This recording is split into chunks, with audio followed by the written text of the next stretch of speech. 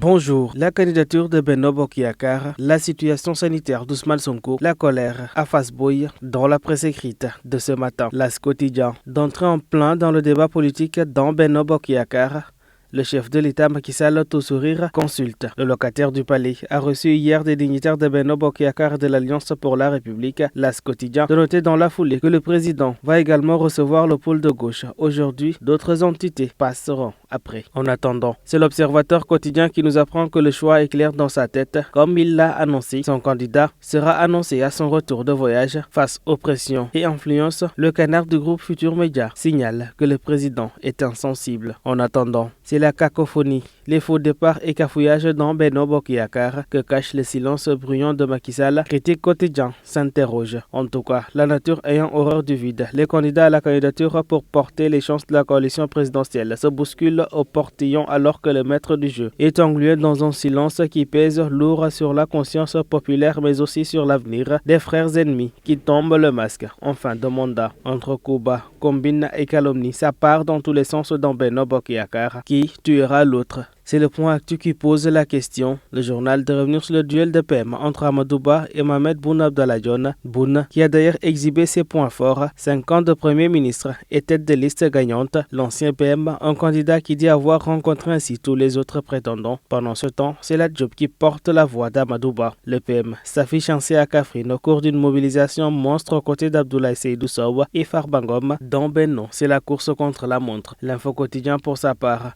passe la parole au président de Gëm Sa Bopp, Bougane Gueye Dany, qui prône l'apaisement. Ce dernier notait dans les colonnes du journal que dans 6 mois, le président de la République devra passer les témoins.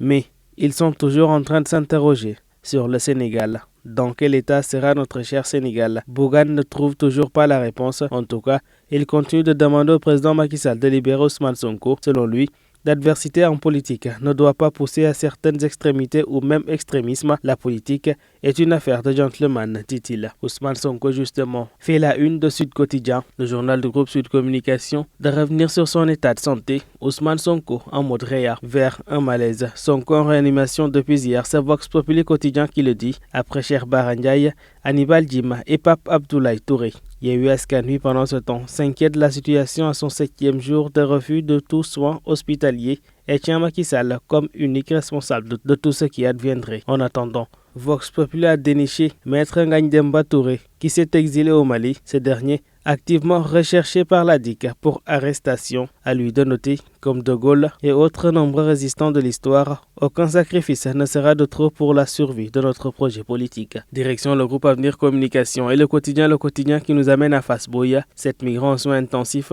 2 dans un état préoccupant. Praia à l'écoute de Dakar pour le rapatriement des survivants et des morts. Fass Boye, c'est le calme avant la tempête. En tout cas, c'est un sale temps, selon le quotidien. Revenons à présent sur l'affaire à Maman Koundoul, avec le Peuple quotidien qui nous apprend qu'elle est bien enceinte. Portée disparue depuis mardi dernier, Fama Koundoul, plus connue sous le nom de Maman Koundoul, enceinte de 9 mois, a été retrouvée le lendemain sans son nouveau-né. Une annonce faite par sa famille. Cependant, le Peuple quotidien poursuit et note que l'ombre de la rue a relié que l'histoire de Fama a été montée de toutes pièces. Pire encore, le journal L'Obs, dans sa parution, affirme qu'il n'y avait ni bébé ni kidnapping et pour le Peuple quotidien, c'était tout simplement un mensonge. Situation dans la sous-région à présent, c'est le Témoin quotidien qui l'évoque. À propos d'une intervention militaire au Niger, l'Union africaine est au bord de l'implosion entre bloc des pays militaires et celui des pouvoirs civils. Rien ne va plus, s'exclame la publication. On termine à présent avec Alerte quotidien et un élan de solidarité. À la face du journal, la Fédération des associations islamiques qui enrôle ainsi 23 000 bénéficiaires issus des Daara de Diourbel. Une décision de la Fédération des associations islamiques du Sénégal suite aux engagements du chef de l'État Macky Sall de soutenir ainsi les Daara du Sénégal après la rencontre de Diamniadio. À Touba justement, Alerte quotidien évoque également ce talibé âgé de 11 ans qui est mort par électrocution. Ce dernier a été retrouvé sans vie. Suite à cela, au quartier de Jannatul Mahwa, ce fut la stupeur. Ainsi va donc la presse du jour. À toutes et à tous, une bonne lecture.